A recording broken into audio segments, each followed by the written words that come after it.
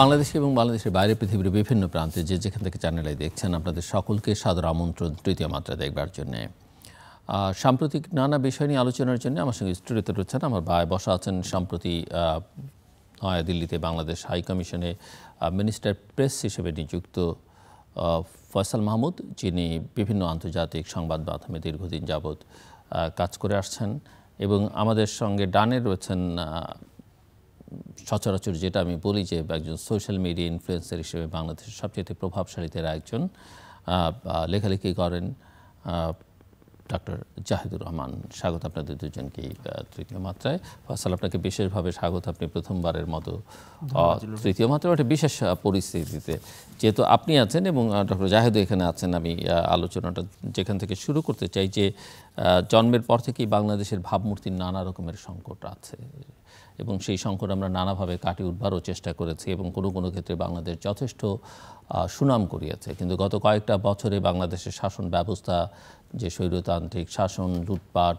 দুর্নীতি, এগুলোকে ঘিরে এক ধরনের পারসেপশন সারা পৃথিবী জুড়ে তৈরি হয়েছে। একটা ছাত্র জনতার অভ্যুত্থান হয়েছে, পরিবর্তিত পরিস্থিতি, বেশ কয়েকটা মাস আমরা পার করলাম।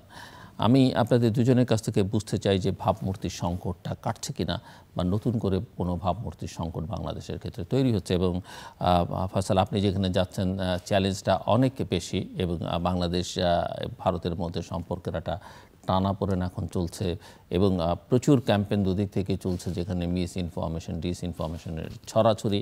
সো আপনার কাছ থেকে শুনতে চাই যে আসলে ভেতর থেকে আমরা আমাদের ভাবমূর্তিটাকে কীভাবে দেখি, বাইরের দুনিয়া কীভাবে দেখে, সেই আলোচনাটা একটু পরে আসি। ধন্যবাদ জিলুর ভাই। বাংলাদেশ 5ই আগস্টের পরে বাংলাদেশের যে ভাবমূর্তি বাইরে, সেটার অনেকগুলো দিক আছে। প্রথমত হচ্ছে যে আমাদের ইউনুস গভর্নমেন্ট, আমাদের যে ক্ষমতায় আসে ডক্টর ইউনুসের যে গভর্নমেন্ট, এই ইন্টারিম গভর্নমেন্ট আপনি যদি দেখেন, আমাদের প্রথমে ডক্টর ইউনুস ইউএনজিএতে গেল, তারপর রিসেন্টলি উনি কায়রোতে D8 সম্মেলনে গেল। সব জায়গাতেই কিন্তু উনি প্রচুর সমাদর পাচ্ছে। বাইরে যারা গ্লোবাল লিডার, যারা বিশ্বের বড় নেতারা, তারা কিন্তু ইন্টারিম গভর্নমেন্টকে তারা কিন্তু ওপেন আর্মসে তারা মানে বরণ করে নিয়েছে। আপনি যদি ইভেন রিসেন্টলি যে ইকোনমিস্টের যে আর্টিকেলের কথা আমরা সবাই জানি যে ইকোনমিস্ট আমাদের বাংলাদেশকে এই বছরের কান্ট্রি অফ দ্য ইয়ার ঘোষণা করলো। এবং আপনি যদি বাকি 4টা কান্ট্রিকে দেখেন, ইভেন আমি সিরিয়াতে এত বড় একটা ঘটনা ঘটলো, কারণ সিরিয়ার ঘটনা তো অনেক বড় একটা ঘটনা। এত বছরের একটা শাসন, আসাদ পরিবারের প্রায় 54 বছরের একটা শাসনের অবসান ঘটলো, যেখানে একটা কান্ট্রিতে, ওদের কান্ট্রিতে কিন্তু 1963 থেকে ইমার্জেন্সি। সো এরকম একটা কান্ট্রিতে এত বড় একটা ঘটনা ঘটলো, তারপরেও কিন্তু বাংলাদেশ বিশ্বে ইকোনমিস্টের মতো ম্যাগাজিনের কাছে তারা 1 নম্বর কান্ট্রি। তার কিন্তু ব্যাখ্যাটা খুব সুন্দরভাবে দিল যে সিরিয়াতে একটা বিশাল অটোক্রেটিক শাসনের পতন ঘটলো ঠিকই, কিন্তু তাদের যে বিকল্প হিসেবে যারা আসলো, ওই যে হায়াত তাহরির আল শামস, তাদেরকে ইকোনমিস্ট কিন্তু ঠিক মানে তাদেরকে খুব গ্রহণযোগ্য একজন অল্টারনেটিভ হিসেবে এখনও তাদেরকে দেখে নাই। কিন্তু বাংলাদেশে যে গণঅভ্যুত্থানটা ঘটলো, শেখ হাসিনার 15 বছরের যে শাসন, যেটার অ্যাটলিস্ট 11 বছরকে কমপ্লিটলি অটোক্রেটিক বলা যায়, প্রথম 4 বছরকে যদি কিছু বেনিফিট অফ ডাউট দেওয়াও যায়, পরের 11 বছর কিন্তু কমপ্লিটলি অটোক্রেটিক। সেই শাসনটার অবসানের পরপর খুব অল্প সময়ের মধ্যে যে ইন্টারিম গভর্নমেন্টটা আসলো, তার নেতৃত্বে যিনি আছেন, তার কিন্তু গ্রহণযোগ্যতা বাইরে সবার কাছেই মোটামুটি যে বলে না গ্রহণযোগ্য আর কি, মানে তার গ্রহণযোগ্যতার কোনো ঘাটতি নেই। এবং একই সাথে বাংলাদেশ এই লাস্ট 5ই আগস্টের পরে এই 4-5 মাসের মধ্যে, 4 মাস 4.5 মাসের মধ্যে যে অবস্থায় এখন এসে পৌঁছাইছে, এই পৌঁছানোটাকে কিন্তু বাইরের যে কেউ পজিটিভ হিসেবেই দেখতেছে। আমাদের ইকোনমিটা মোটামুটি একটা স্টেবল পর্যায়ে গেছে। আমাদের বাইরে যাদের সাথে আমাদের মেইন সম্পর্ক, যে সমস্ত রাষ্ট্রগুলোর সাথে আমাদের মেইন সম্পর্ক, তারা প্রত্যেকেই হ্যাপি, এক্সেপ্ট বলা যেতে পারে ইন্ডিয়া। যদিও ইন্ডিয়া আমাদের মোস্ট ইম্পর্টেন্ট নেইবার, সবচেয়ে শক্তিশালী নেইবার, পাশের নেইবার, কিন্তু ইন্ডিয়ার মুশকিলটা হচ্ছে যে ইন্ডিয়া লাস্ট 15 বছর ধরে যে দলটা ক্ষমতায় ছিল, আওয়ামী লীগ, তাদেরকে ক্ষমতায় রাখার জন্য এমন কিছু কাজ করছে যে তাদের উপরে আসলে তাদের আওয়ামী লীগের সাথেই তাদের মেইন সম্পর্কটা ছিল। বাংলাদেশের মানুষের সাথে বা বাংলাদেশের সাথে সম্পর্কটা থেকে তাদের আওয়ামী লীগের সাথে বেশি ছিল সম্পর্কটা। এই কারণে তারা এই সরকার পরিবর্তনের পরে যে এই ট্রানজিশন পিরিয়ডটা, এই পিরিয়ডটাতে তাদের কি পলিসি হবে সেই বিষয়টা নিয়ে আমার ধারণা তারা এখনও পুরোপুরি ঠিক করে উঠতে পারে না। বাট এগেইন রিসেন্টলি আপনি যদি ওই ফরেন সেক্রেটারি উনি যে আসলো, বিক্রম মিস্ত্রি, উনার মিটিংটাতে কিন্তু মোটামুটি আমরা বলতে পারি যে ইন্ডিয়াও ধীরে ধীরে আমাদের এই সাইডে বাংলাদেশের যে গভর্নমেন্ট, তার প্রতি এক ধরনের একটা অ্যাকসেপ্টেন্স, অ্যাটলিস্ট তাদের এক্সিকিউটিভ ব্রাঞ্চ থেকে সেই জিনিসটা তারা দেখাচ্ছে। এখন তাদের পলিটিক্যাল পার্টিস বা তাদের সাধারণ মানুষ, স্পেশালি মিডিয়া, তারা কি করছে সেটা আসলে সেটা পরের ডিবেটের বিষয়। বাট আপাতত আমার কাছে মনে হয় বাংলাদেশের যে ভাবমূর্তি এখন বাইরের বিশ্বে, সেটা এখন আমার কাছে মনে হয় দিন দিন এটা ইনক্রিজিংলি এটা বাড়ছে এবং এটা একটা রাইট ট্র্যাকই আছে। ডক্টর জাহিদুর রহমান? আমি একেবারেই একমত, বাংলাদেশের ইমেজটা গ্লোবালি খুব ভালো আছে। এবং ফয়সাল যেটার রেফারেন্স দিয়েছেন ইকোনমিস্টের যে র্যাঙ্কিং, আমি এটা একটু উল্লেখ করতে চাই। আমি শেখ হাসিনার উদ্দেশ্যে উৎসর্গ করতে চাই। উৎসর্গ কেন করতে চাই? ইকোনমিস্টকে তিনি রেফার করেছিলেন 2018 সালের রাতের সিলের নির্বাচনের পর। খুব সারপ্রাইজিংলি ওই নির্বাচনের কিছুদিন আগে দ্য ইকোনমিস্ট একটা জরিপের কথা বলেছিল যে আওয়ামী লীগ নাকি নির্বাচনে জিতবে, এবং যদিও বাংলাদেশে যথেষ্ট আনস্টেবল অবস্থা থাকবে কারণ বিরোধী দল এটা মেনে নেবে না, ক্রাইসিস হবে ইত্যাদি ইত্যাদি, এবং তাদের বক্তব্য ছিল মোটামুটি সুষ্ঠু ভোট হলেও আওয়ামী লীগ জিতবে। তো শেখ হাসিনা প্রথম রেফার করেছিলেন যে ইকোনমিস্টও বলেছে, সেটা ওনার প্রিয় পত্রিকা। যদিও নির্বাচনের পর যে হেডলাইনটা আমি স্মৃতি থেকে বলছি, by hook crook and ballot Sheikh Hasina wins her fourth term in ruthless fashion, এটা ছিল ইকোনমিস্টের হেডলাইন। এটা উনি ভুলে গেছেন। সেই ইকোনমিস্ট যেটা করেছে, এবং ফয়সাল রাইটলি বলছেন যে বাংলাদেশ যে কারণে আসলে ফার্স্ট হলো, কারণ পতন আসাদেরটা আসলে অনেক বড় একটা গৃহযুদ্ধ হতে হয়েছে, কিন্তু এইচটিএস যে ক্ষমতায় আসলো তারা দেশটাকে এখনও যে পুরো দেশের শাসক, পুরো দেশের স্থিতিশীলতা আনা, সেটা আনতে পারেনি।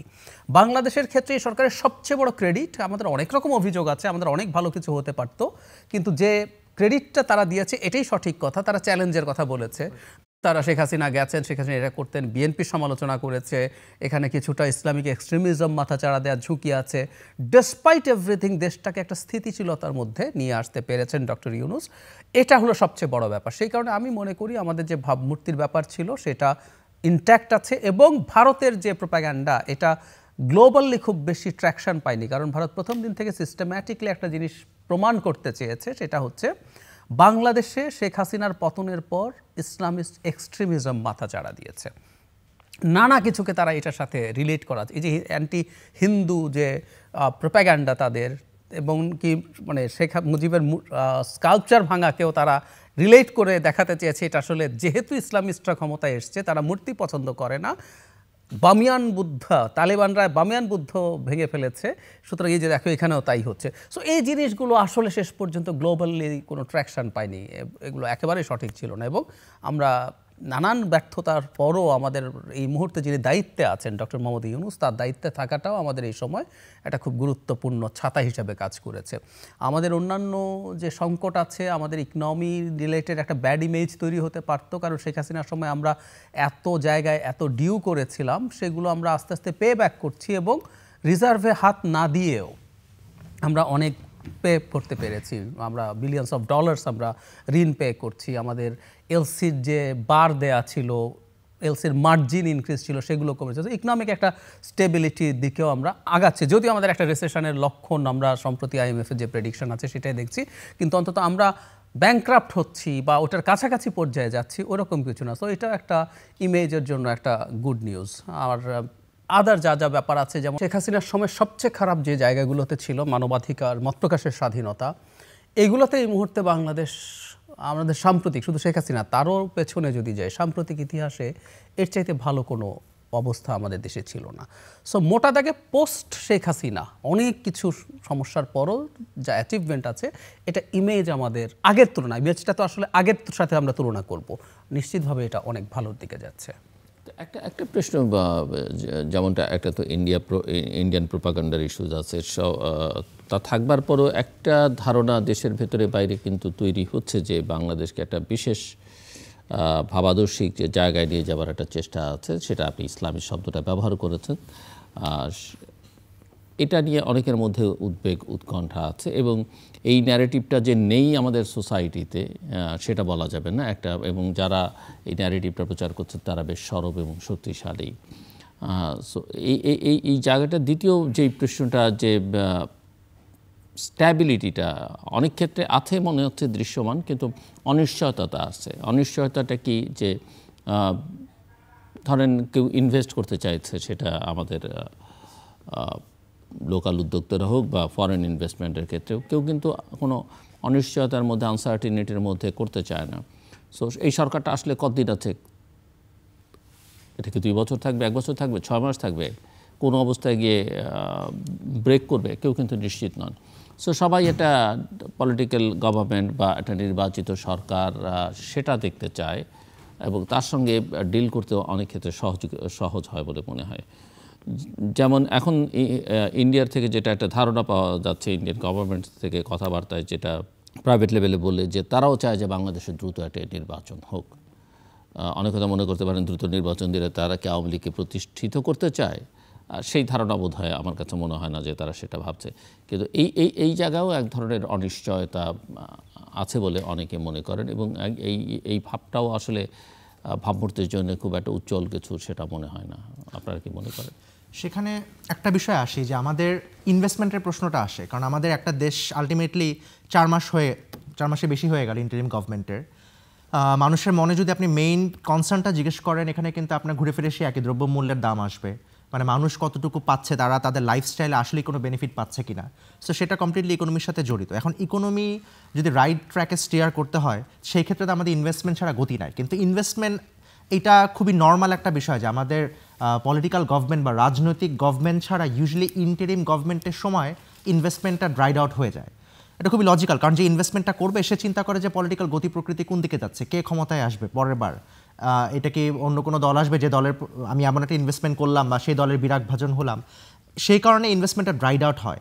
বাট দেন এগেইন এখন এই পার্টিকুলার সিচুয়েশনে ইনভেস্টমেন্ট না আসা বা তার সাথে কিন্তু অনেক কিছু জড়িত। তার একটা বড় কারণ হচ্ছে লাস্ট 15 বছরে আওয়ামী লীগের আমলে এটা কিন্তু প্রথম কথা হচ্ছে অলিগার্কিক ম্যানেজমেন্ট যেটা বলে, যে সমস্ত অলিগার্ক তৈরি হয়েছে বা যারা ছিল, যারা বড় বড় বিজনেস গ্রুপ বা যারা ছিল, যারা শেখ পরিবারের সাথে কাছাকাছি ছিল বা আওয়ামী লীগের কাছাকাছি ছিল, তারা অনেক আনডিউ অ্যাডভান্টেজ পাইছে।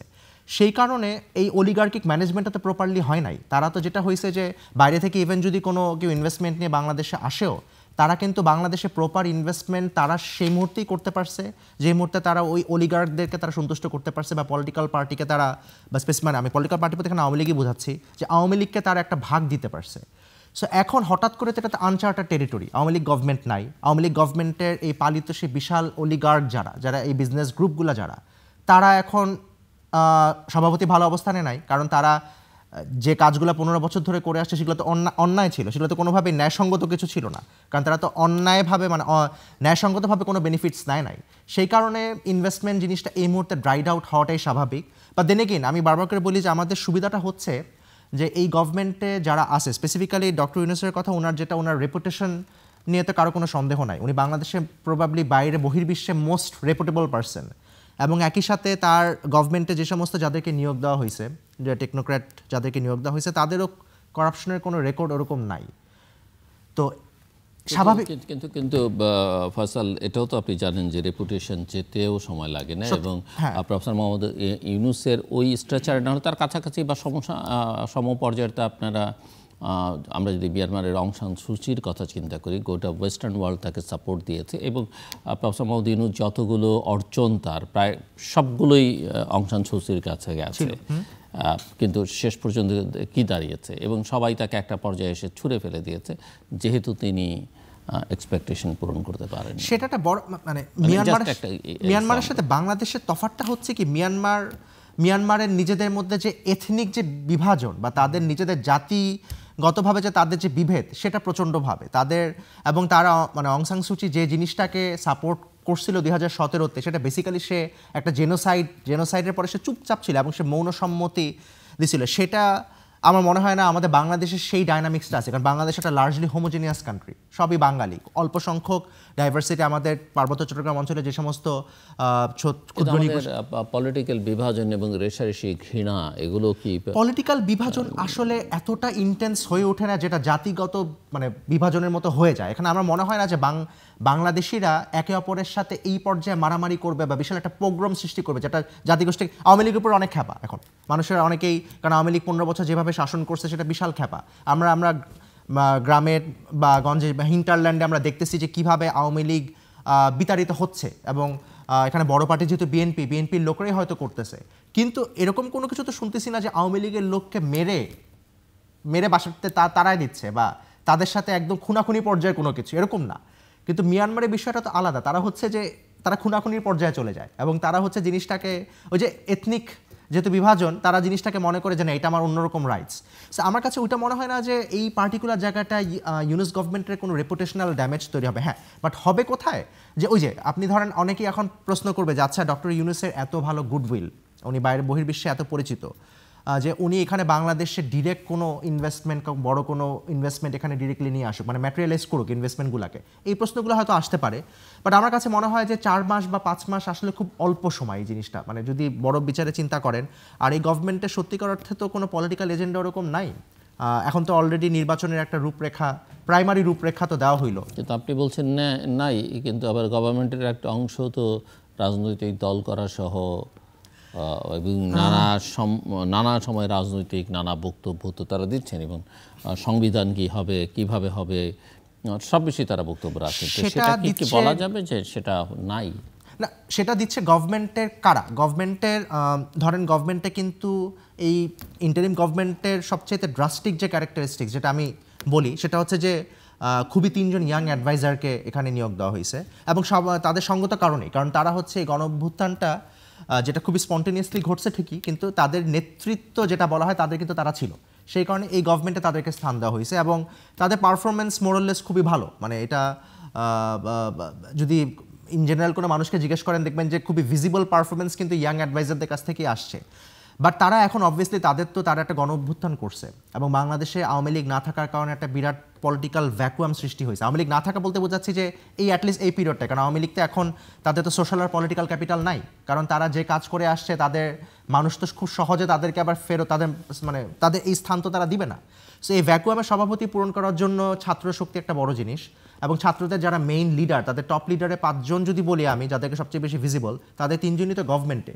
সো গভর্নমেন্টে থেকে তাদের এই ধরনের কিছু পদক্ষেপ আমরা দেখতেই পারি। বাট আমার মনে হয় সময়ের সাথে যদি পলিটিক্যাল পার্টি তারা জেনুইনলি ফর্ম করে, তারা আমার ধারণা তারা ক্ষমতা থেকে সরে এসেই পলিটিক্যাল কার্যক্রমে অংশগ্রহণ করবে বলে আমার বিশ্বাস।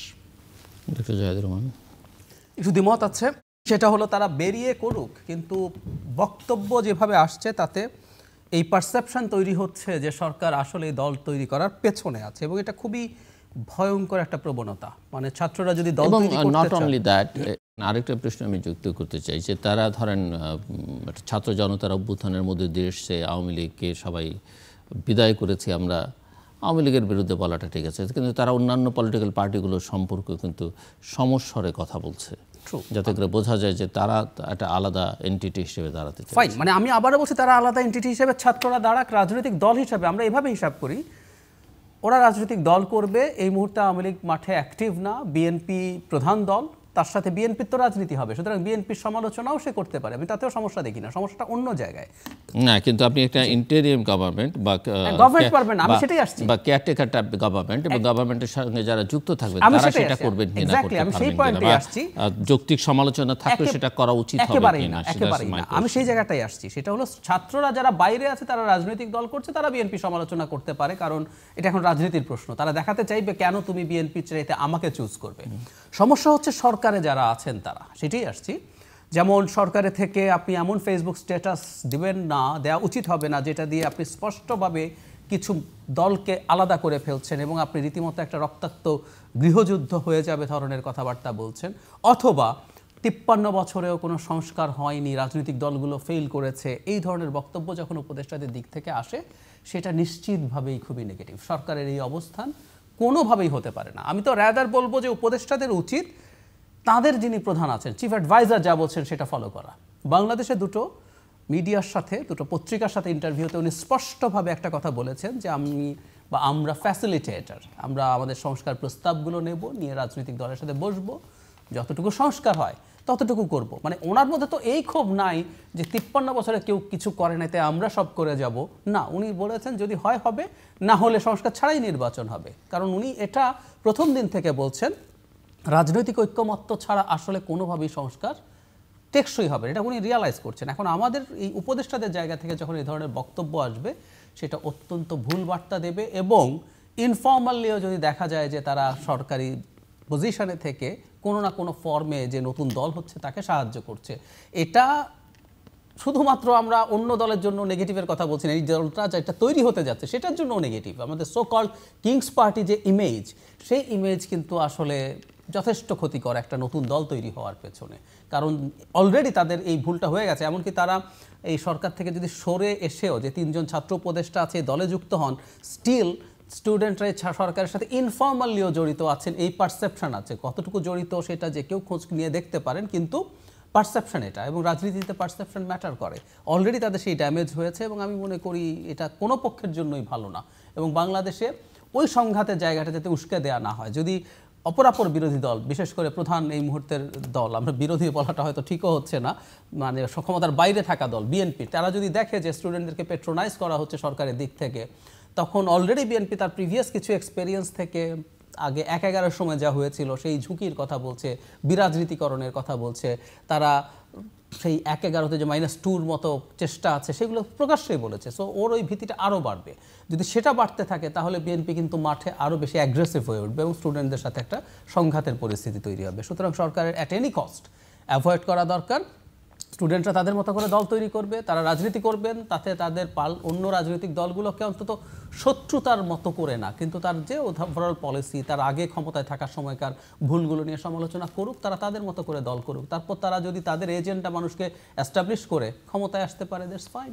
কারণ তারা একটা কথা তো খুব বলছেন যে জনগণ সংস্কার চায়। শুধু জনগণ যদি সংস্কার চেয়ে থাকে তাহলে তো এটা একটা নির্বাচনী এজেন্ডা হতে পারে, তাদের দলের ইভেন এটাই মেইন ম্যানিফেস্টো হতে পারে। বিএনপি সরকার খুব একটা মানছে না, তাদের ভাষায় যা যা আছে ওটা করবে না, সো আমরা করব, এটা করে তারা ভোট চাক, ভোট পেয়ে যদি তারা জিতে যায় তারা সব সংস্কার আফটার দ্য ইলেকশন করুক। এখানে আমি জায়েদ ভাইয়ের সাথে একটা দ্বিমত করি। ওই আমার এখানে একটা ছোট্ট মিমের কথা মনে পড়তেছে, মিম বা যেটা যাই বলেন না কেন, ওই যে আপনার জিনিসটা একটা ছবি ছিল যে আপনার 1, 2, 3 এই পজিশনে 3 জন মানে সমান, মানে 3 হাইটের 3 জন লোক দাঁড়ায় একটা বাইরে একটা ফেন্সের বাইরে দাঁড়ায় একটা খেলার দিকে উকি দিচ্ছে, তাদের হাইট সমান না। সো কিন্তু তাদের যে ছোট যে ব্যক্তিটা সে দেখতে পারতেছে না, তাদেরকে সমান একটা প্ল্যাটফর্ম দেওয়া হয়েছে, ছোট ব্যক্তিটা দেখতে পারতেছে না। কিন্তু এইটা হচ্ছে লেভেল প্লেইং ফিল্ড না, বরং যে ছোট ব্যক্তি তাকে একটু উঁচু প্ল্যাটফর্ম দিলে তখন সেটা লেভেল প্লেইং ফিল্ড হয়। সেখানে আমার আর্গুমেন্টটা হচ্ছে যে বাংলাদেশে, পৃথিবীর যে কোনো দেশের মধ্যে কিন্তু 2 পার্টি পলিটিক্স বাংলাদেশে 2 পার্টির, একটা ছিল আওয়ামী লীগ, একটা ছিল বিএনপি। বাকি পার্টিগুলো অবশ্যই আমাদের জামাত ইসলামী বা জাতীয় পার্টি যাই বলি না কেন, অন্যান্য অনেক পলিটিক্যাল পার্টি আছে, but at the end of the day 2 party political system ছিল। এখন আওয়ামী লীগ আমি ধরে নিলাম নাই, কারণ তারা যে 15 বছর ধরে যেটা করে আসছিল এবং তারা যেভাবে তাদের ক্ষমতা থেকে তারা যেভাবে চলে যেতে বাধ্য হয়েছে 5ই আগস্টে, তাদের সোশ্যাল আর পলিটিক্যাল ক্যাপিটালটা এই মুহূর্তে নাই। সো এখন এই ভ্যাকুয়ামে আমি যদি বিএনপি অবশ্যই একটা বড় পার্টি, বিএনপিকে কিন্তু ওই যে আমি বিএনপি এখানে আপনি যদি নর্মালি যে কোনো মানুষকে যদি জিজ্ঞেস করেন যে পারসেপশন যে যদি নির্বাচন হয় কে ক্ষমতায় আসবে, এখন পর্যন্ত মানুষ কিন্তু ঘুরে ফিরে সেই বিএনপির কথাই বলবে, কারণ তারা একটা বড় পার্টি। কিন্তু ছাত্রদের যে পার্টি বা ছাত্রদের পার্টি এখনো ফর্ম করে নেই, তাদেরকে কিন্তু লেভেল প্লেইং ফিল্ড কিন্তু বিএনপির সমান না, কারণ বিএনপি একটা বিশাল কি বলবো যে তাদের কিন্তু অলরেডি তারা টেস্ট। আমাকে একটা বিষয় বলেন, ছাত্রদের পার্টি মানে কি? ছাত্ররা তো আজকে যে ছাত্র, কালকে সে ছাত্র নয়, ছাত্র শক্তি শব্দটা ইউজ করছে। এখন যারা ছাত্র হিসেবে পরিচিত বা ছাত্রনীতি হিসেবে তাদের কেউ অলরেডি তাদের ছাত্রত্ব শেষ তো, এবং ছাত্ররা আরও নানা দলে বিভক্ত আছে, বিভিন্ন রাজনৈতিক দলের সঙ্গে সম্পৃক্ত আছে, স্বতন্ত্র ছাত্র সংগঠন আছে। তাহলে ছাত্রদের দল বলে আমরা কি এটা কিছুটা অন্যায্যভাবে এটাকে ক্যাপিটালাইজ করবার চেষ্টা করা হচ্ছে? আপনার কথা এখানে যুক্তি আছে, কিন্তু এগেইন ছাত্রদের দলে যে আপনি ডেফিনেশন বলেন, এই ডেফিনেশনটা রং, কারণ তারা তো সারা জীবন ছাত্র থাকবে না। কিন্তু আমার মানুষকে যখন আপনি একটা জনগণকে জিনিসটাকে তার আইডেন্টিটিটা বোঝাবেন, সেই হিসেবে ছাত্র শক্তি শব্দটা এখন বোঝানোটা সহজ। কারণ কি, কারণ এই 24-এ যে গণ অভ্যুত্থান যেটা হয়েছে, তার যেভাবেই চিন্তা করেন না কেন, তার নেতৃত্বে কিন্তু এই ছাত্র শক্তিরা ছিল। যেহেতু ছাত্র শক্তিরা ছিল, এই এখন যে বর্তমানে যে বয়ান, এই বয়ানে ছাত্র শক্তিকে এই আইডেন্টিটি দিয়ে পরিচিতি দেওয়াইলেই তারা পলিটিক্যাল ফোর্স হিসেবে আসতে পারে বলে আমার বিশ্বাস। এই কারণেই আমি শব্দটা ইউজ করতেছি ছাত্র শক্তি, কারণ এখানে এছাড়া কোনো অল্টারনেটিভ শব্দ আমার মাথায় আসতেছে না। কারণ এটা তো ওই যে বললাম না, এটা আমি নিজেও যখন আমি তো মাত্র এই গভর্নমেন্টের এই পজিশনে ঢুকলাম, তার আগে তো আমি দীর্ঘ সময় সাংবাদিকতা করে আসছি, তখন আমি যে লাস্টে আমি ইন্টারন্যাশনাল মিডিয়াতে জিনিসটাকে আইডেন্টিফাই করতাম এইভাবে যে student led people powered uprising. So student led, again people power ঠিক আছে, বাট স্টুডেন্ট লেড এটা কিন্তু অবশ্যই এতে কোনো সন্দেহ নাই যে পলিটিক্যাল পার্টিদের বিশাল অবদান, প্রবাবলি শেষের দিকে তারাই সবচেয়ে বেশি অবদান রাখছে, কিন্তু এগেইন ডেফিনেশন কিন্তু স্টুডেন্ট লেড। সুতরাং এখানে স্টুডেন্ট শব্দটা যেহেতু আছে, ছাত্র শক্তি একটা বড় স্টেক হোল্ডার এখানে। সো ছাত্র শক্তিকে পলিটিক্যাল তাদেরকে একটা পলিটিক্যাল আইডেন্টিটি দেওয়ার জন্যই তাদের একটা পলিটিক্যাল দল খুলতে হবে। এখন তো আমি দেখতেছি যে বৈষম্য বিরোধী আন্দোলন বা নাগরিক অধিকার কমিটি যাই বলে না, তারা তো একটা প্রেশার গ্রুপ, কিন্তু তারা এটা দিয়ে তো নির্বাচনে যাবে বলে আমার বিশ্বাস না। নির্বাচনে যাবে তারা একটা মার্কা নিয়ে, একটা প্রপার দল নিয়ে। তো সেই দলটা আমার ধারণা তাদের দলের মূল আইডেন্টিটি যাই হোক না কেন, এখানে সিভিল সোসাইটি থেকে যারাই ঢুকুক না কেন, আইডেন্টিটি হবে ছাত্র শক্তি, কারণ এখানে ছাত্ররাই এই গণ অভ্যুত্থানের নেতৃত্ব দিছে। সো এইখানে জাহিদ ভাই যেটা বললে সেটার সাথে আমি খুব দ্বিমত করতেছি তা না, যে কারণ গভর্নমেন্টে বসে থেকে কেউ যদি পলিটিক্যাল কোনো পারপাজে লিপ্ত হয় তখন সেটা তো আসলেই যে কিংস পার্টির তকমা আসে। কিন্তু বাংলাদেশের বাস্তবতায় পলিটিক্যাল মানে গভর্নমেন্টে বসে থেকে কে পলিটিক্যাল কোনো অ্যাক্টিভিটিস ইনভলভ হয় নাই, তো সবাই হয়েছে। আপনি হিস্ট্রিক্যালি যদি দেখেন মোটামুটি সবাই তো এটা তো এমন না যে ধরেন আমাদের তো চেক অ্যান্ড ব্যালেন্স এরকম না, বা আমাদের তো খুব বেশি, আমাদের তো আলাদা করে কখনো এইভাবে গভর্নমেন্ট পলিটিক্স এভাবে দেখি নাই। তো আমার কাছে মনে হয় ছাত্ররা যেটা করতেছে, হ্যাঁ এটা যদি কাউন্টার প্রোডাক্টিভ তাদের জন্য হয়ে থাকে সেটার ফল তারাই ভোগ করবে। তারা যদি মনে করে তারা গভর্নমেন্টের থেকে এই ধরনের অ্যাক্টিভিটিস যদি তারা করে, সেটা যদি জনগণ প্রশ্ন তুলে, যেটা তারা তুলতেছে, অলরেডি আপনি যদি সোশ্যাল মিডিয়াতে যান সেখানে দেখবেন প্রচুর সমালোচনা হচ্ছে। কিন্তু এগেইন আমি আবার বলি যে সোশ্যাল মিডিয়ার যে প্রিজম সেটা একরকম দৃষ্টিতে দেখা, আবার হয়তো রিয়েল মাঠে বা আপনি যদি কান্ট্রি সাইডে যান সেখানে একরকমভাবে দেখা। তো আমার কাছে মনে হয় যে ওই যে আমি এখানে সব কিছুকে জায়েজ করে ফেলার চেষ্টা করি একটা কথা দিয়ে, কারণ এই গণ অভ্যুত্থান তো কোনো আসলে কোনো গ্রামার মেনে হয় নাই, কমপ্লিটলি হয়ে গেছে জিনিসটা। সে যেহেতু গণ অভ্যুত্থান খুব বেশি গ্রামার মেনে হয় নাই, পরবর্তী কার্যক্রমগুলো যে খুব বেশি গ্রামার মেনে হবে অ্যাটলিস্ট প্রথম দিকে আমার কাছে মনে হয় না।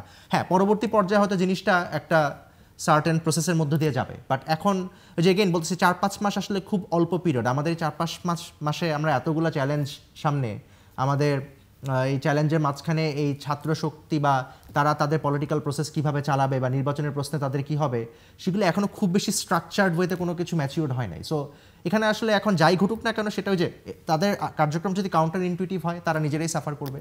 বাট আমার কাছে মনে হয় না যে তারা খুব কিছু রং করতেছে। এখানে আমি আমি ওই লেভেল প্লেইং ফিল্ডের প্রসঙ্গটা জন্যই নিয়ে আসলাম। ডক্টর জাহিদুর রহমান, আমি দ্বিমত করি, মানে ইকুইটির কথা বলছেন, যে নিচুতে আছে তাকে আমরা পজিটিভ ডিসক্রিমিনেশন বলি, আমরা যেটা আমাদের কোটার ক্ষেত্রে যেটা হয়েছিল, পিছিয়ে পড়া জনগোষ্ঠীকে আমরা সুবিধা দেব। তাহলে আমি ঠিক জানি না স্টুডেন্টদেরকে তাহলে এখন তারা জনসভায় যাতে লোক হচ্ছে না, সরকার কি মানে লোক অ্যারেঞ্জ করে দেওয়ার চেষ্টা করতে হবে? না জাহিদ ভাই একটা জিনিস আপনি চিন্তা করেন, ওকে পজিটিভ কি করবে মানে সরকার কেন করবে? আওয়ামী লীগের সময় আমরা আমাদের আওয়ামী লীগের শাসনে বলে মেইন আর্গুমেন্ট আমাদের কি ছিল, যে বিএনপিকে প্রচুর পরিমাণে রিপ্রেশনের মাধ্যমে ডিপলিটিসাইজেশনের একটা প্রক্রিয়া চালানো হয়েছিল। তাদের জন্য আমরা স্ট্রং অপোজিশন ছিল, অনেকেই বলতো, একদম তাই না? সো এখন এই মুহূর্তে তাইলে যদি ধরে নিলাম যে বিএনপি মেজর ফোর্স, তাহলে স্ট্রং অপোজিশনটা কি হবে? আসছি এখন সরকারের কি করার আছে, ইটস ভেরি সিম্পল। আমি কোনোভাবেই মনে করি না মানে কারো প্রতি কোনো পজিটিভ হওয়ারও কিছু নাই সরকারের। এতে একটা ভুল হয় হচ্ছে, আমি আগে প্রথম সেই প্রশ্নটার জবাব দেই, স্টুডেন্টদের সাথে সরকারের নাম জড়িত হওয়ায় ট্যাগড হয়ে যদি ঝুঁকি হয় সেটা স্টুডেন্টরাই সেটা সাফার করবে, রাইট? ফাইন। যদি একটা ইলেকশন পর্যন্ত সব কিছু যায় এবং ইলেকশন যদি ঠিকঠাক মতো হয়, ইফ সাম পার্টি মনে করে যে এই যে তাদেরকে এই হেল্প করা হচ্ছে এটা আসলে একটা পরিকল্পনা, যেটার মাধ্যমে আসলে দিনের শেষে বিএনপিকে মাইনাস করার চেষ্টা হবে, আমি তাদের পারসেপশনের কথা বলছি, সেই ক্ষেত্রে এই যে সাপোর্ট করা, এই যে এক ধরনের নেক্সাস তৈরি হওয়া, এটা কিন্তু তাকে ভীত করে তোলে। নির্বাচন হলে তো সমস্যা নেই, তার ট্যাগ নিয়ে সে নির্বাচন, আমি সিরিয়াসলি মনে করি সরকার জড়িত আছে, এটা দেখা গেলে এই ট্যাগ নিয়ে নির্বাচনে তারা যতটুকু ভালো করার কথা ছিল ততটুকু না করে আরও খারাপ করবে। কিন্তু যদি এটার ইন্টারপ্রিটেশন এরকম হয় যে এই সাহায্য নিয়ে সরকার একটা কিংস পার্টি বানিয়ে তাকে ক্ষমতায় আনার চেষ্টা করবে by some form of manipulation, এটা হবে কিনা ডিফারেন্ট আলোচনা, কিন্তু কেউ যদি এই ভয়টা পায় তখন সেটা ক্ষতিকর এবং সেটা তখন মাঠকে আরও অস্থির করে তুলবে।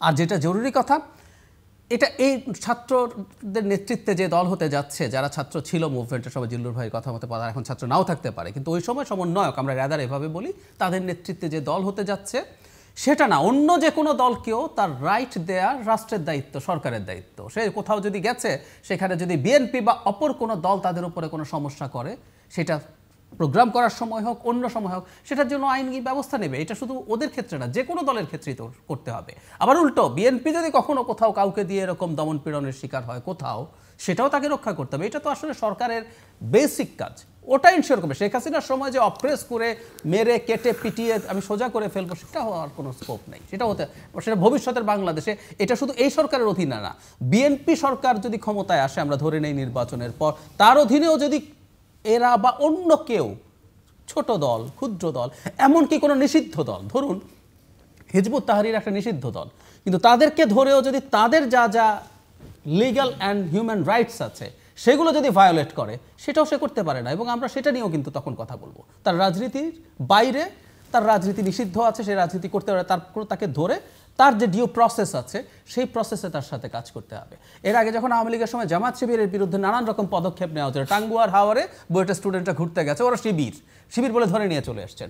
এটার শিবিরের রাজনীতি বা জামায়াতের রাজনীতি সমর্থন করার প্রশ্ন না, প্রশ্ন হচ্ছে ও শিবির করে এবং ওগুলো কোনো নিষিদ্ধ দল না, ওদের রেজিস্ট্রেশন গেছে, ওকে আপনি ধরে এনে এটা করতে পারেন না। ব্যাপারগুলো এইরকম। সো ভবিষ্যতের বাংলাদেশেও আমরা এই দল ওই দল, এমনকি বিএনপি নির্বাচিত হলে তার অধীনেও যদি হয়, সেটার বিরুদ্ধে আমরা তো কথা বলবো। কারণ শেখ হাসিনাকে আমরা সরিয়েছি যে কারণগুলোর জন্য, সেগুলো রিইনস্টেট করতে হবে। আমরা চাইবো ভবিষ্যতের বাংলাদেশে এখন থেকে শুরু করে ভবিষ্যতে এই জিনিসটা এনশিওর থাকুক। সে কারণে আমি বলছি যাতে এই ঘটনা না হয়, যেহেতু বিএনপি কথাটা বলে ফেলেছে এবং আমরা হয়তো সম্ভবত ব্লেমও করতে পারি না, কারণ ১-১১ সময় তাদের একটা খুব বাজে এক্সপেরিয়েন্স আছে।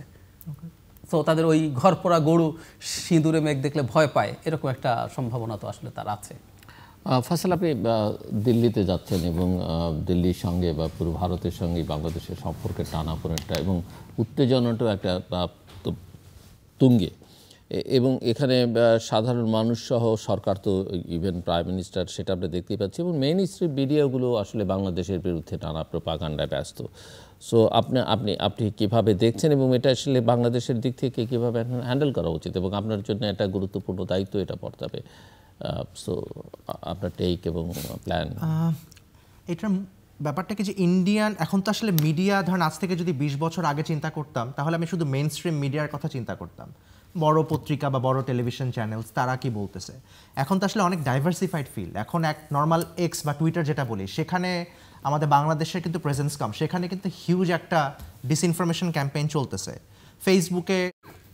ফেসবুকে কিন্তু এমনও আছে, ধরেন একটা বড় মিডিয়ার যে পরিমাণ ফলোয়ার্স, একটা ইন্ডিভিজুয়াল পলিটিশিয়ানের ফলোয়ার কিন্তু তার থেকে অনেক বেশি অনেক সময় হয়ে থাকে।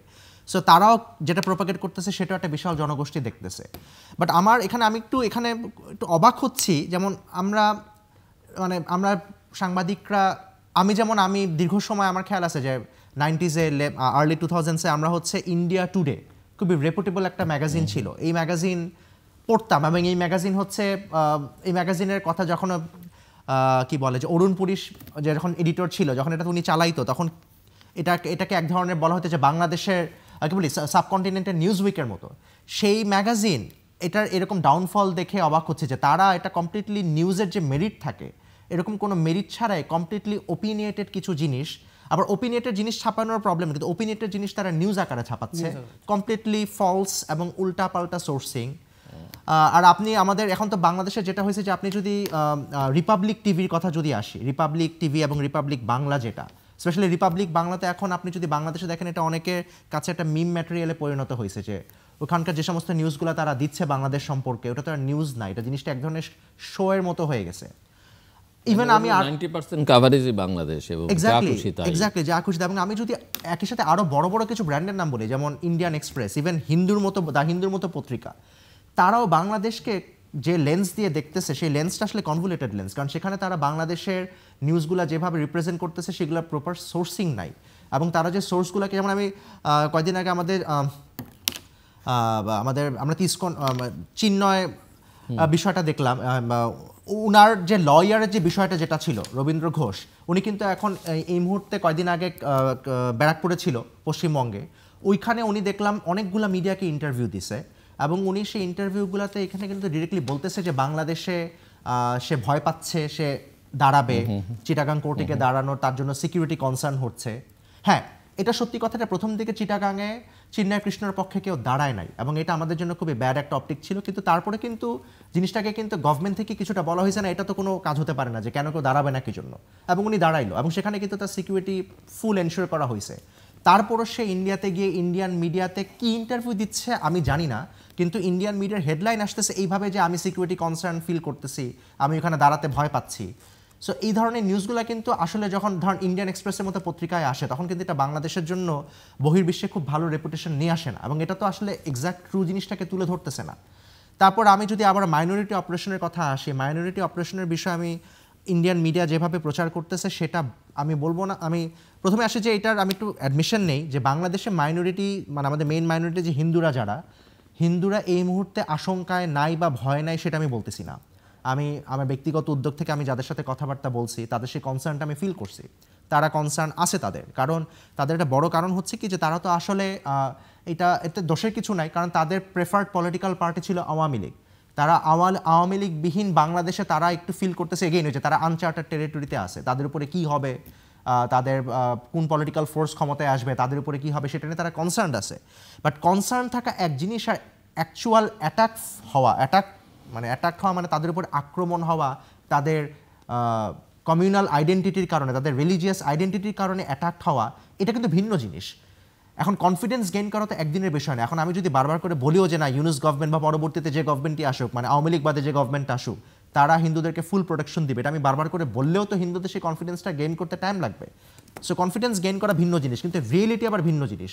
সো মুশকিল হচ্ছে ইন্ডিয়ান মিডিয়া ওই কনফিডেন্স যে গেইন করতে পারতেছে না, হিন্দুরা যে আশঙ্কায় আছে সেটাকে সারফেসে নিয়ে এসে তার নিচে, যারা আমি ভালো মিডিয়া বলতেছি তার নিচে সেটাকে তখন কিছু ডেটা দিয়ে, তারপর ধরেন হিন্দুদের উপরে সেই অ্যাটাক হয়েছে, 5ই আগস্টের পরে এতজন মারা গেছে, সেটা দিয়ে তারা একটা ব্যালেন্স স্টোরি করতেছে ঠিকই, কিন্তু সেটা ইভেন আল জাজিরা কয়দিন আগে একটা স্টোরি করলো, তারাও কিন্তু এই স্টোরিটা কিন্তু আপনি যদি দেখেন ওই যে it ticked all the right boxes, balance story, কিন্তু এটা কিন্তু যে মেসেজটা দিচ্ছে সেটা কিন্তু ইনহেরেন্টলি রং। কারণ আমি কনফিডেন্স বিল্ডিং করতে আমার টাইম লাগে, কিন্তু আমার তো যে ঘটনাটা ঘটতেছে সেটা তো এক্স্যাক্টলি ঘটনা না। এটা হচ্ছে ভালো মিডিয়া, আর খারাপ মিডিয়া এইসবের মধ্যে যাচ্ছেই না। তারা প্রথম কথা উল্টাপাল্টা সংখ্যা বলতেছে, তারা কেউ বলতেছে এত শয়ে হিন্দু মারা গেছে, যেগুলো কমপ্লিটলি ভুল। সুতরাং খারাপ মিডিয়াকে ডিল করার ব্যাপারটা কি, খারাপ মিডিয়া নিজে উল্টাপাল্টা বলে তারা নিজেদের রেপুটেশন ধ্বংস করতেছে, তাদের নিয়ে আমার চিন্তা নাই। খারাপ মিডিয়া, কারণ at the end of the day একটা বিশাল জনগোষ্ঠী, হ্যাঁ খারাপ মিডিয়ার অনেক খারাপ নিউজ খায়, কিন্তু শুনতে খারাপ লাগে বলতে, কিন্তু সেই জনগোষ্ঠীর হয়তো চিন্তাধারাটা হয়তো বাইল্যাটারাল রিলেশনশিপে খুব বেশি প্রভাব ফেলে না। প্রভাব ফেলে কোথায়, যে রেপুটেড মিডিয়া যারা এইভাবে নিউজগুলোকে প্যাকেজ করতেছে তাদের চিন্তাধারা, যেমন আল জাজিরার একটা নিউজ যদি এইভাবে, সেটা কিন্তু খুব সমস্যায় ফেলে দেয়। সো আমার কথা হচ্ছে যে যদি আমাকে বলেন যে আমার ইন্ডিয়াতে মানে নিউ দিল্লিতে গিয়ে আমার কি কাজ হবে, আমি ফিল করি যে আমার মেইন কাজ হবে যে এই ন্যারেটিভ যেটা বিল্ড আপ হচ্ছে, এই ন্যারেটিভগুলোকে প্রপার ওয়েতে ডিবাঙ্ক করা, কারণ এই ন্যারেটিভগুলো খুবই প্রবলেমেটিক। এই ন্যারেটিভগুলো আমাদের রেপুটেশনাল ড্যামেজ যেটা সৃষ্টি করতেছে, সেটা এখনই যদি আমরা যদি স্ট্রংলি জিনিসটাকে যদি ডিবাঙ্ক না করি, আমরা মুশকিলে পড়ব। জাহিদ, প্রথমে ফয়সালকে আজকে অন রেকর্ড একটু শুভেচ্ছা জানাই। আমি মনে করি দিল্লিতে প্রেস মিনিস্টার হিসাবে আমরা সবচেয়ে সঠিক মানুষটা পেয়েছিলাম। মানে ফয়সালের সাথে পরিচয় এই শেখ হাসিনা বিরোধী আন্দোলনের মধ্য দিয়ে। উনি পেশাদার সাংবাদিক, কিন্তু আসলে মানে ভেতরে একটা দেশপ্রেমিক মানুষ আছে, তো আমি দেখেছি, এবং এই কাজটা আমি আশা করি ঠিকঠাক হবে। এখন আমাদের চ্যালেঞ্জের জায়গাটা, যেমন রবীন্দ্র ঘোষের কথা বলা হয়েছিল, ওনার বক্তব্য আমি শুনেছি, উনি ক্লিয়ারলি বলেছেন এভাবে, ওনার ভাষায় এরকম যে আমি মারা গেলে যাব, কিন্তু আমি কোর্টে যাব, রাইট, মানে দ্যাট ওয়াজ হিজ ল্যাঙ্গুয়েজ। মানে বাংলাদেশে মারা যাওয়ার মতো পরিস্থিতি তার আছে, হিন্দুদেরকে নাকি উচ্ছেদ করে ফেলার চেষ্টা হচ্ছে, সব হিন্দুকে, এরকম ভাষা উনি ব্যবহার করেছেন। এবং একটু উনি একটা কৌতুক বলেছেন, আমি এটাকে কৌতুকই বলতে চাই, এটা বলার লোভ সামলাতে পারছি না। একটা ইন্টারভিউতে তাকে জিজ্ঞেস করা হয়, যেহেতু ইন্টারভিউয়ার সম্ভবত এই তথ্যটা জানতেন, তার 2 সন্তান, 2 ছেলে ভারতের নাগরিক। তো উনি বলছেন ওনার এই সন্তানরা, একজনের কথা বলছেন 5 বছর বয়সেই ভারতে চলে গেছেন, ওখানে স্কুলে পড়েছেন, ওখানে নাগরিক হয়েছেন। তারপর জিজ্ঞেস করছে কেন গেলেন, বললো যে তার সন্তানরা বলেছেন বাংলাদেশ তাদের জন্য নিরাপদ না। 5 বছরের একটা ছেলে বাংলাদেশ নিরাপদ না বুঝে ভারতে চলে যেতে চাইলে উনি পাঠিয়ে দিলেন। তার মানে বাংলাদেশি হিন্দুদের নিরাপত্তাহীনতা কত ভয়ঙ্কর। তো উনি তো যথেষ্ট ম্যাচিওর্ড এবং অ্যাডাল্ট মানুষ ছিলেন তখনও, এখন তো বটেই। উনি আবার থেকে গেলেন বাংলাদেশে। মানে বাংলাদেশ এত অনিরাপদ দেশ, যেটা 5 বছরের শিশুও বোঝে, কিন্তু উনি বোঝেন নাই কি না আমি জানি না, কিন্তু এটা আমার একটা কৌতুকই মনে হলো। কিন্তু ওই যে বললাম যে এইটিজ ইনফরমেশনগুলো আছে, এবং এই রকম মানুষ যখন গিয়ে কথা বলেন, এবং উনি অনেকগুলো ন্যারেটিভ সামনে এনেছেন। চিন্ময় লয়ার না পাওয়ার পেছনে কারণ হিসাবে বলছেন যে পরিকল্পনা করে নাকি লয়ারদের বিরুদ্ধে মামলা দেওয়া হয়েছে, আমাদের যে লয়ার ওখানে মারা গিয়েছিলেন তার যে মামলা আসামি করা, অথচ কোর্ট প্রেমিসেসে হয়েছে, মামলা হতে পারে, এবং এটাকে তারা এভাবে ফ্রেম করার চেষ্টা করছেন। এবং নিশ্চিতভাবেই আপনার কাছে সামনে একটা বড় চ্যালেঞ্জ আছে, এবং আমি ফয়সালের সাথে এই জায়গায় একমত। ধরুন রিপাবলিক বাংলা বা রিপাবলিক ইংলিশও যেটা আছে, এগুলোকে আমরা সরিয়ে রাখি, এগুলো কিছু না, কিন্তু সো কল্ড রিপিউটেড মিডিয়া, এগুলোতে যে ধরনের যে ঢঙে কথা বলা হচ্ছে, ইন্ডিয়া টুডের কথা ওরা তখন ইউটিউবেও তাদের শুরু এবার করেছে। আমি একজনের নামই বলি, আপনার ব্রহ্ম চেলানি, খুবই রেপুটেড লোক, উনি সমানে বড় বড় মিডিয়াতে ইভেন নিক্কে এশিয়া টাইমস থেকে শুরু করে ডিপ্লোম্যাটে বিভিন্ন রকম আর্টিকেল লিখে এবং যাচ্ছেন। উনি এটাকে একটা একটা কু বলেছেন in early days. Right. Not only that, Geoffrey sucks একই রকম একটা লেখা লিখেছিলেন। সো এই জায়গাগুলো ফেস করা, এই জায়গাগুলো কমব্যাট করা উইল বি মোর চ্যালেঞ্জিং। আমাদের উচিত হবে সেগুলো করা। এবং ওই মিডিয়াগুলোতে একই কথা যে আসছে এবং অদ্ভুত সব সংখ্যা এখানে বলা হচ্ছে এবং যে ন্যারেটিভটা তারা এস্টাবলিশ করতে চাইছে সেটা। এবং আমি কতটুকু আমরা কমব্যাট করতে পারবো জানি না, কিন্তু আমি একটা কথা প্রায় বলছি এখন যে শেখ হাসিনা পতনের পর ভারতের সকল মেইনস্ট্রিম মিডিয়ার যে চরিত্র, এটা মিডিয়া এবং জার্নালিজমের ছাত্রদের ভবিষ্যতের পড়ার মতো একটা বিষয় হবে। যে একটা সোশ্যাল মিডিয়ার সাথে আমরা এতদিন পর্যন্ত মেইনস্ট্রিম মিডিয়ার যে একটা ডেমার্কেশন করছিলাম, সেটা পুরো ভেঙে গিয়ে কোন জায়গায় যেতে পারে। আমি যদি ধরুন, আমি এখন নামই বলে ফেলা উচিত, কারণ কারণ থাপার ছাড়া আমরা কাউকে কি দেখেছি একটা সেন্সিবল ইন্টারভিউ নিচ্ছেন? রাইট। একজন পুরো ভারতে বাংলাদেশের ডিসইনফরমেশন যে পাওয়া গেছে, এটা নিয়ে যে আমাদের স্টোরি আসলো অল্প ছিল, কিন্তু দ্য হিন্দুতেও পাওয়া গেছে, দ্য প্রিন্টে পাওয়া গেছে। এই রকম পরিস্থিতি ওখানে তৈরি হয়েছে। সো এই হিউজ ডিসইনফরমেশন ক্যাম্পেইনের মধ্যে এই ডিসইনফরমেশনগুলোই কারো মেইন সোর্স অফ ইনফরমেশন হয়ে গেল এবং উইদাউট ভেরিফিকেশন তারা এগুলো পাবলিশ করছেন, তারা এগুলো নিয়ে কথা বলছেন, কথা বলতে দিচ্ছেন এবং এমনভাবে আপনি আলোচনা করছেন যেখানে কাউন্টার তথ্য দেওয়ার মতো লোকও রাখছেন না। আপনি যখন মানে টকশোর মতো আয়োজন করছেন, সেখানে অল্টারনেটিভ ন্যারেটিভ আনার জন্য লোক থাকতে হবে, তো নেই। এবং এই এক অদ্ভুত জায়গা তৈরি হয়েছে এবং আমরা এই টেন্ডেন্সি আমরা রিসেন্টলি দেখেছি, এটা খুব স্বাভাবিকও, কিন্তু এটা এই পর্যায়ে এসছে, এটা বাংলাদেশের এই ঘটনার পর আসলে দেখা গেল। এবং আমরা জানি যে প্রেস ফ্রিডম ইন্ডেক্স যেটা আছে রিপোর্টার্স উইদাউট বর্ডার্সের, সেখানে এখন তারা 159 আউট অফ 180 কান্ট্রিজ, আমরা 165, এবং সারপ্রাইজিংলি পাকিস্তান 152, ভারতের চাইতে তারা ইভেন বেটার পজিশনে আছে। সো ভারতের মিডিয়ার এই জিনিসটা ব্যক্তিগতভাবে যদি বলি, আমার কাছে খারাপ লাগে। আমরা যেহেতু গণতন্ত্র পছন্দ করা মানুষ এবং আমরা দেখতে চাই পৃথিবীতে বিভিন্ন জায়গায় গণতন্ত্রটা ফ্লারিশ করছে, সেগুলো আরও ভালো অবস্থায় থাকছে, কিন্তু তার এই মারাত্মক রকম ডেক্লাইন দেখা দুঃখের, ভারতীয়দের জন্যই দুঃখের। কিন্তু সমস্যা হচ্ছে তার চেয়ে বড়, যে তার ওটা তো স্পিল ওভার হয় আমাদের এখানে। সে যখন এগুলো করছে, সেই পাল্টা অ্যাটিটিউড, পাল্টা ন্যারেটিভ যখন এখানে তৈরি হয়, এগুলো পাল্টা প্রতিক্রিয়া তৈরি করার চেষ্টা করতে পারে বা চেষ্টা করছে। এই জিনিসগুলো তো আসলে মেজর প্রবলেম। এবং আমি ব্যক্তিগতভাবে মনে করি এর সাথে সরাসরি জড়িত হচ্ছে বিজেপির রাজনীতি। বিজেপির মতো দল, এটা আসলে বলে ফেলাই ভালো সরাসরি, যে বিজেপির আসলে এখন আর জাস্ট একটা অথরিটারিয়ান সরকার বলবো না, বিজেপির মধ্যে ফ্যাসিস্ট চরিত্র দেখা যাচ্ছে একেবারে ক্লিয়ারলি। ফ্যাসিস্ট, তারা ইলেক্টেড, হ্যাঁ ইলেক্টেড এবং ইলেক্টেড ফ্যাসিস্ট আছে। এই যে আমাদের ইটালিতে ব্রাদার্স অফ ইটালির জর্জিয়া মেলানি তো ফ্যাসিস্ট লিনিয়েন্স আছে, এটা গ্লোবাল একটা ট্রেন্ড। কিন্তু এখন ইভেন ট্রাম্পকেও কি আমরা ফ্যাসিস্ট বলবো না? হয়তো বলতেও পারি, তার এবার ক্ষমতায় আসার পর দেখা যাবে। সো এই ঘটনা যখন ঘটে, তখন তার রাজনীতিটাই এরকম হয়ে ওঠে, তার কিছু শত্রু লাগে, তার কিছু ভিকটিমহুড দেখাতে হয়, টিপিক্যাল, তার একজন আবার বিরাট নেতা থাকতে হয়, সব টিপিক্যাল ইয়েগুলো হয়। নট অনলি দ্যাট, আমি এটা একটু যোগ করে রাখতে চাই এই প্রসঙ্গে, গ্রেগরি স্ট্যান্টন আছেন, উনি জেনোসাইড স্পেশালিস্ট। উনি বিখ্যাত হয়েছিলেন রুয়ান্ডার জেনোসাইডের 4 বছর আগে। উনি বলেছিলেন রুয়ান্ডাতে কিন্তু একটা ইম্পেন্ডিং জেনোসাইড আছে, এটা হতে পারে। সো হি বিকেম ফেমাস, কারণ 4 বছরের মধ্যেই রুয়ান্ডার জেনোসাইড হলো। উনি কিন্তু ভারতে একটা জেনোসাইডের লক্ষণ মিলিয়ে বলছেন ভারতে একটা জেনোসাইডের ঝুঁকিতে আছে, because of the politics of this Hindu identity, হিন্দুত্ববাদী আইডেন্টিটি পলিটিক্সের কারণে। সো এটা তার দেশের সমস্যা তৈরি করছে এবং সেই সমস্যার কারণে সে এখন বাংলাদেশেরও এই যে ন্যারেটিভগুলো তৈরি করছে কেন? কারণ এগুলো তার ওই ডোমেস্টিক হিন্দুত্ববাদী পলিটিক্স। ইয়াস, আমাদের সরকারকে চাপ দিতে চায়, সরকারের কাছ থেকে লেভারেজ চায়, তার ইগো হার্ট হয়েছে, কিন্তু একই সাথে তার অভ্যন্তরীণ রাজনীতিটাকেও সে আরও বেশি পোলারাইজ করতে চায়। সেই কারণে এই ডিসইনফরমেশন ক্যাম্পেইন এবং এর সাথে মেইন স্ট্রিম মিডিয়াগুলো, উইচ ইজ ভেরি ন্যাচারাল, যে কোনো না কোনো, আমরা বলি না ছলে বলে কৌশলে, কোনো না কোনো ফর্মে কাউকে সুবিধা দিয়ে, না পারলে জোর করে। আমরা এনডিটিভি টেক ওভার দেখলাম কিভাবে আদানিকে দিয়ে করানো হয়েছে, একটা ক্রেডিবল মিডিয়া। সেই এনডিটিভি এখন কি সব নিউজ করছে, নিউজ 18 লাস্ট কারাভানে আমি একটা ছোট্ট জিনিস অ্যাড করি, আমি একটা ছোট্ট এক্সাম্পল দিই।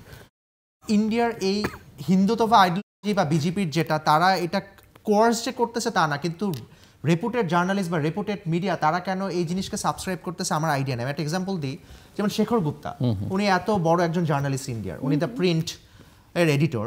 আমার 5ই আগস্টের পরে আমার সাথে যোগাযোগ করলো প্রিন্ট থেকে যোগাযোগ করে আমাকে বাংলাদেশে হিন্দুদের উপরে অত্যাচার হচ্ছে সেটা নিয়ে একটা স্টোরি করতে বললো, রিপোর্ট, নট ওপিনিয়ন। আমি রিপোর্ট করলাম, আমি যে রিপোর্টটা তাদেরকে ড্রাফটটা পাঠাইলাম, ড্রাফটটা পাঠানোর পরে আমি পাবলিশ যে স্টোরিটা হইলো, সে পাবলিশ স্টোরি আমি আবার কীভাবে দেখলাম যে শেখর গুপ্তা নিজে তার টুইটারে কিন্তু এক্সে কিন্তু মোর দেন 1 মিলিয়ন 2 মিলিয়ন ফলোয়ার্স, আমার এক্স্যাক্টলি মনে নাই।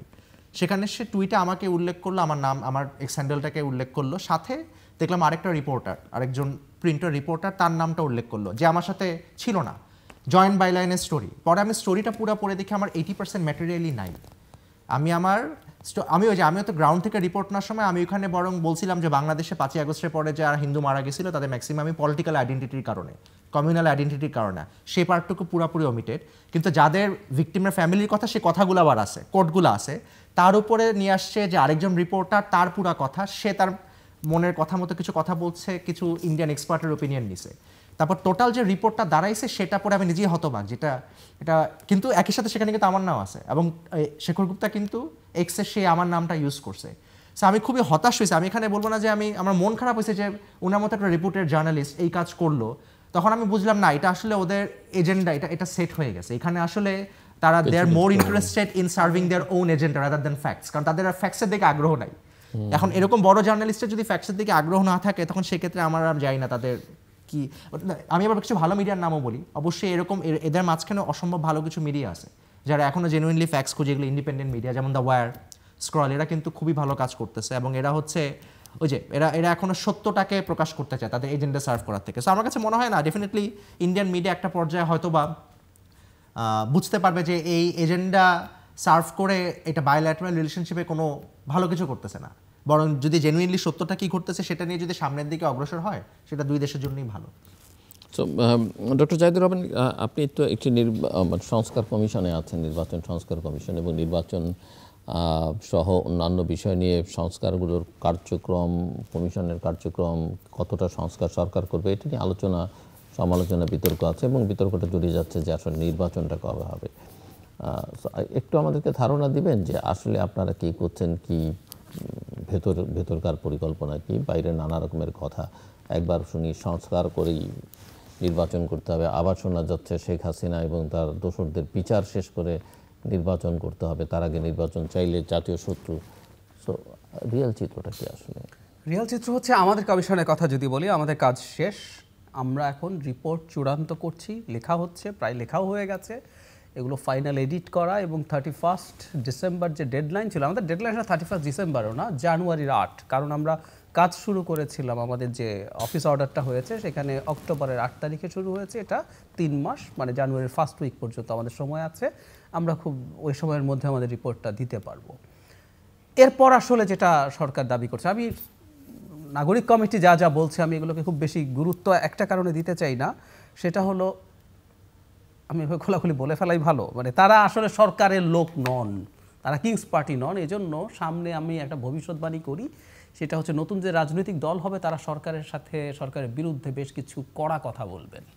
সরকার, মানে ধরুন ডক্টর ইউনূস যেটা বলছে সেটা তো তাদের সাথে মিলছে না। ডক্টর ইউনূস তার ভাষণে স্পষ্টভাবে বলেছেন, যদি খুব বেশি সংস্কার করতে না চাই, তাহলে আমরা এই এন্ড অফ 25 ইলেকশন করে ফেলা যাবে।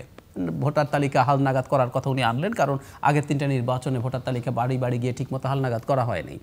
আর যদি এটা আরেক কিছু সংস্কার সহ করতে 6 মাস, তো সুতরাং শেখ হাসিনার বিচার, তার দোসরদের বিচার করতে কয় বছর লাগবে, তারপর তার আগে নির্বাচন হতে দেওয়া যাবে না, এটা তো প্রয়োজনীয়, মানে একেবারে অর্থহীন কথা সরকার যেটা বলছে সেই তুলনায়। সো তারা পলিটিক্সে এই রেটরিকগুলো আছে, আমি এটাকে রেটরিক হিসাবেই দেখি, সব কথাকে ফুললি রিলাই করার দরকার নেই, কারণ তারা সামনে এটা প্রতিষ্ঠিত করার চেষ্টা করবেন যে তারা সরকারের সাথে লোক না। কিন্তু নির্বাচন নিয়ে আমার মনে হয়, এটা আমার অপিনিয়ন, 25-এর বেশি বড় দলগুলো সময় আর দেবে বলে মনে হয় না। বিএনপি তো বলেছে, আমরা সাম্প্রতিক সময় জামায়াতকে একদম প্রকাশ্যভাবে 25-এর মধ্যে নির্বাচনের কথা বলেছি, এবং আমি ব্যক্তিগতভাবে মনে করি দলগুলো না, সরকারও হয়তো এর মধ্যে নির্বাচন শেষ করতে চাইবে, কারণ অর্থনীতির আনসার্টেনিটির কথা আপনি বলছিলেন, ফয়সাল একমত হয়েছেন। আমরা ইনফ্যাক্ট শেখ হাসিনার যে অর্থনৈতিক ডাউনওয়ার্ড ট্রেন্ড ছিল সেটা তো কন্টিনিউ করছে, বরং আমরা তুলনামূলকভাবে কম খারাপ হচ্ছি বেটার ম্যানেজমেন্টের কারণে। কিন্তু যত যাই হোক না কেন, একটা আনসার্টেন পরিবেশের মধ্যে থেকে তো যেহেতু ইনভেস্টমেন্ট হচ্ছে না, আমাদের জব শ্রিঙ্ক করছে, আমাদের ইনফ্লেশন এখনও খুব বেশি কমছে না, এবং জরুরি কথা, ডলারের কিন্তু আবার প্রাইস হাইক হওয়া শুরু হয়েছে। সুতরাং আমরা এই মুহূর্তে রেমিটেন্স 127 টাকার বেশিতে কিনছে ব্যাংকগুলো, যেটা আমাদের ইতিহাসে হাইয়েস্ট। অফিসিয়ালি কিন্তু এর বেশি টাকায় কেনা হয়নি। সো সব কিছু যদি যোগ করে অর্থনীতি যেদিকে যাবে, আমি ধারণা করি যে সরকার রেদার চাইবে যে একটা ইলেকশন দিয়ে দেয়, এবং আমি 25-এর মধ্যে ইলেকশন হয়ে যাওয়ার সম্ভাবনাই বেশি দেখি। এটা আমার পক্ষে বলা মুশকিল, কারণ প্রথম কথা হচ্ছে যে আমি জাহেদ ভাইয়ের কথার সাথে ফান্ডামেন্টালি দ্বিমত পোষণ করতেছি না। যে আমাদের চ্যালেঞ্জটা যেটা, আমাদের এই 4 মাসে তো চ্যালেঞ্জ যা ছিল, সামনে চ্যালেঞ্জ আরও মাল্টিপ্লাই হওয়ার স্কোপই বেশি, কারণ রাজনৈতিক পরিস্থিতি আরও অস্থির হবে, এটাই অ্যাজিউম করা যায়। বড় দলগুলা বা আমি স্পেসিফিক্যালি বিএনপির কথাই বলতে পারি, কারণ তারা এখানে লার্জেস্ট স্টেক হোল্ডার। জামাত আছে, তারা নির্বাচন তাড়াতাড়ি হওয়াটা তাদের জন্য বেনিফিশিয়াল। আবার একই সাইডে মানে ছাত্র শক্তি, এগেন আমি শব্দটা ইউজ করলাম, তাদের জন্য নির্বাচনটাকে একটু ডিলে করাটা বেনিফিশিয়াল, কারণ তারা মাঠ গুছানোর সময়টা বেশি পাবে। সো এই যে দ্বন্দ্ব, এই দ্বন্দ্বটাকে এই ইন্টারিম অ্যাডমিনিস্ট্রেশন কীভাবে হ্যান্ডেল করবে সেটা দেখার বিষয় নাম্বার 1। নাম্বার 2 হচ্ছে এই দ্বন্দ্বের মাঝখানে ইকোনমিটাকে তারা কোন দিকে স্টিয়ার করে নিয়ে যাবে সেটাও দেখার বিষয়। সো আমার কাছে মনে হয় এই দুইটার উপরে আমরা নেক্সট 4-5 মাসে একটা আউটকাম আমার ধারণার সামনে বুঝতে পারবো যে নির্বাচনটা আসলে হচ্ছে কবে। কিন্তু ইকোনমির ক্ষেত্রে যখন আমরা কথা বলছি, আমরা তো দেখছি যে কনফিডেন্সের অভাব ভীষণভাবে আমাদের, বিশেষ করে আমাদের যারা দেশীয় উদ্যোক্তা ব্যবসায়ী আছেন, তারা নানা রকমের সংকটের মধ্যে, অস্থায়ীনতার মধ্যে আছেন। ফরেন ডিরেক্ট ইনভেস্টমেন্টের ক্ষেত্রেও এই একই প্রশ্ন। ইভেন আপনি যদি IMF, ওয়ার্ল্ড ব্যাংকের উপর আমরা অনেকখানি নির্ভরশীল পারে, অনেক আশাবাদী, তারা অনেক কমিটও করছে, কিন্তু তারাও ছাড় করবার সময় দেখা যাচ্ছে যে সে পলিটিক্যাল স্ট্যাবিলিটির প্রশ্নটাই সামনে নিয়ে আসবার চেষ্টা করছে। এখানে একটা হিসাব আছে, আমি ধরেন আমাদের ইকোনমির সাইজ এক্স্যাক্টলি আমার সংখ্যাটা মনে নেই, 462 বিলিয়ন বোধ হয়। আপনি যদি আমাদের যে হোয়াইট পেপারটা আসছে সেটার ডেটাটা যদি পুরোপুরি বিশ্বাস নাও করেন, অল্প বিশ্বাস করলেও তো আমাদের হিসাব যেটা যে 16 বিলিয়ন পার ইয়ার, 15 বছর ধরে আমাদের মোর দেন ধরে নিলাম একদম কনজারভেটিভ এস্টিমেশন যে $200 বিলিয়ন বাইরে চলে গেছে। সো এটা আমি যে খুব একেবারে ইকুয়াল রেশিওতে গেছে তা না। আমি বিশ্বাস করি 2018-এর ইলেকশনের পরে, স্পেসিফিক্যালি কোভিড এবং ইউক্রেন ওয়ারের পরে, এটা হঠাৎ করে অনেক বেশি পরিমাণে বাইরে গেছে, কারণ তখন আওয়ামী লীগ গভর্নমেন্ট তারা আজ করতে পারতেছিল। যেমন যেমন আমি সামিট গ্রুপের কথা বলি, সামিট গ্রুপ আপনার বেসিক্যালি 2021-এর পরে তাদের বাংলাদেশে, আমি এটা খুব দায়িত্ব নিয়ে বলতেছি, তাদের কথা হয়েছে, তারা কিন্তু বাংলাদেশে ইনভেস্টমেন্ট ফার্দার করবে না বলে চিন্তা করছে। যে এলএনজি টার্মিনাল সেকেন্ড যেটা, সেটা তো বাদ করে দিল, যদি এখন একটা রিভিউ হচ্ছে, বাট বোঝা যাচ্ছে যে তারা একটা এক্সিট মুডে ছিল, তারা টাকা বাইরে সরাচ্ছিল। তারপর ইভেন আমার কাছে মাঝে মাঝে, আমি এটা আমার ওপিনিয়ন, আমার কাছে মনে হয় যে 2024-এর ইলেকশনটা যে আওয়ামী লীগ গভর্নমেন্ট আলটিমেটলি করতে পারবে সেটা তারা নিজেরা। অন্যদের টাকা সরানোর, সামিটের টাকা সরানোর মধ্যে একটা পার্থক্য আছে। সোফার আই আন্ডারস্ট্যান্ড যে একটা লিগ্যাল প্রসেসের মধ্য দিয়ে সরকারের অনুমোদন নিয়ে তারা করেছে। হ্যাঁ, এগেইন সামিট কোম্পানি করে, মানে অন্যরা যেরকম এসালম বা অন্যরা যেভাবে সরিয়েছে। না, আমি সামিটের কথাটা আনলাম কিন্তু টাকা সরানোর ক্ষেত্রে না, যে তারা ইনভেস্টমেন্টটা বাংলাদেশে ফার্দার করতে রাজি হয়নি, এটা একটা ইন্ডিকেটর। টাকা সরানোর ক্ষেত্রে কি এটা আসলে বলা মুশকিল, নাম নিয়ে বলা ঠিক না, এটা আসলে প্রপারলি ইনভেস্টিগেশন হয়ে আসাই ভালো। সো আমি বলতে চাচ্ছি যে মানে আমি গভর্নমেন্টের আন্ডারে যারা বেনিফিশিয়ারি, যারা অলিগার্ড ছিল, তাদের মধ্যে অনেকে কিছুটা এক্সিট মুডে ছিল, কারণ তারা বিশ্বাস করতে পারে না যে এই নির্বাচনটা হয়ে যাবে। এখন এই নির্বাচনটা হয়ে যাওয়ার পরে তখন শেখ হাসিনার সামনে মেইন চ্যালেঞ্জ ছিল ডেট রিফাইন্যান্সিং, যে তারা যে এতগুলো টাকা যে বাইরে চলে গেল, এত যে ডেট, এটাকে তারা রিফাইন্যান্স করবে কিভাবে। শেখ হাসিনা গভর্নমেন্ট প্রথম 4-5 মাসে খুব খারাপ করে নেই, প্রায় $4-5 বিলিয়ন মতো নিয়ে আসছিল বিভিন্ন জায়গা থেকে সোর্সিং করে। সো এখন আমি ইউনুস গভর্নমেন্ট আসার পরে এটা কি বেসিক্যালি তারা তো একটা কমপ্লিটলি ভঙ্গুর জিনিস পাইছে, কারণ এতগুলো টাকা বাইরে চলে গেছে, অর্থনীতিটা নিচে কিছুটা ফাঁপা একটা স্ট্রাকচারের উপরে দাঁড়ানো। সেখানে প্রথম জিনিসটাই হচ্ছে কি যে আমার আগে ওই যে বলে না যে আমার আগের জিনিসটাকে ঠেকা দেওয়া। সো এই ঠেকা দেওয়ার কাজটা ব্রিলিয়ান্টলি করতেছে ইন্টারিম গভর্নমেন্ট। আমি এটা যে কোনো বিচারে, এটা আপনি যে কোনো, মানে আমি এখানে তো ইকোনমিক্স না, বাট আমি এই সাইডে যেহেতু ইকোনমিক বিট করছি, আমি নিউজগুলো করছি, আমার কাছে মনে হয়েছে আমার সাইড থেকে যে তারা এই জায়গাগুলো, এটা সরকারের পার্ট হিসেবে বলতেছি না, তারা ব্রিলিয়ান্টলি করছে। তারা এই মানে জিনিসটাকে স্ট্যাটাস করে খুব বেশি যাতে ডেটোরিয়েট না করে, এটাকে ভালোভাবে করছে। এখন তারপরে পরবর্তী যেটা ড্রাইভ বা থার্স দেওয়া, যেটা দিয়ে জেনুইনলি এমপ্লয়মেন্ট জেনারেশন হবে, ইকোনমিক গ্রোথটা হবে, সেটা করার জন্য যে পরিমাণ, প্রথমত এটার জন্য ইনভেস্টার্স কনফিডেন্স লাগে। ইনভেস্টার্স কনফিডেন্স এখন একদিনে গেইন করার বিষয় না, আমি এটা আগে কিছু আগে বললাম যে 4-5 মাস অল্প সময়। এখন যে নির্বাচন নিয়ে এই পাশে সমানে আলাপ হবে, এই সাইডে তখন ইনভেস্টররা চিন্তা করবে ঠিক আছে আমি টাকাটা ধরে রাখি, নির্বাচনটা হোক, যে গভর্নমেন্ট আসুক তার সাথে আমি করব। এটা তার প্রাইমারি চিন্তা হওয়া উচিত, এরকমই চিন্তা হয়তো হবে। সো এই জিনিসটা এটা স্নোবল হবে, কারণ তখন ইন্টারিম গভর্নমেন্ট এইটাকে এখন কীভাবে ম্যানেজ করবে, তাদের কিছু যোগ্য লোক জায়গা মতো আছে। আমার কাছে মনে হয় যে ইনভেস্টমেন্ট এখন এই নতুন বছর যেটা, এই বছর আমার কাছে মনে হয় যে দেখা যাবে যে ইকোনমিক যেহেতু কিছুটা স্টেবিলিটি আনতে পারছে, হয়তো ড্রাইভ করবে, কিন্তু এখানে আবার ডলারের দাম কিন্তু বেড়ে গেছে। সো এটা এমনই এক কমপ্লেক্স সিচুয়েশন, এখানে কোনো কিছু ভবিষ্যৎবাণী করাটাও মুশকিল। বাট আমার কাছে মনে হয় যে না, এগেইন নির্বাচন যেহেতু একটা রূপরেখা অলরেডি আসছে 2025 ডিসেম্বর থেকে 2026 জুন পর্যন্ত, সো এইটা আমার মনে হয় যে পলিটিক্যাল পার্টি তারা হয়তো তারাও নিজেদের কিছু গোছানোর ব্যাপার আছে। তাদের যেমন বিএনপির কথা বলি, যেটা আপনি বলছেন 25 বা 26 জুন, সেটাও কি খুব স্পষ্ট কিছু? সেটা স্পষ্ট কিছু না, কিন্তু সেটা তো অ্যাটলিস্ট একটা ড্রাফট রূপরেখা তো দেওয়া হয়েছে। সো এখানে আমি বিএনপির কথা যদি বলি, বিএনপি কিন্তু তাদের টপ লিডারশিপে দেখেন, তারেক রহমান সাহেব থেকে শুরু করে যারা টপ লিডারশিপে আছে তারা কিন্তু খুবই সেন্সিবল কথা বলতেছে। কিন্তু আবার তাদের যদি একেবারে মাঠ পর্যায়ে দেখেন, সেখানে কিন্তু তাদের রেপুটেশনাল ড্যামেজ তারা নিজেরাই তৈরি করতেছে। সো তাদের কিন্তু কিছু গুছানোর ব্যাপার আছে।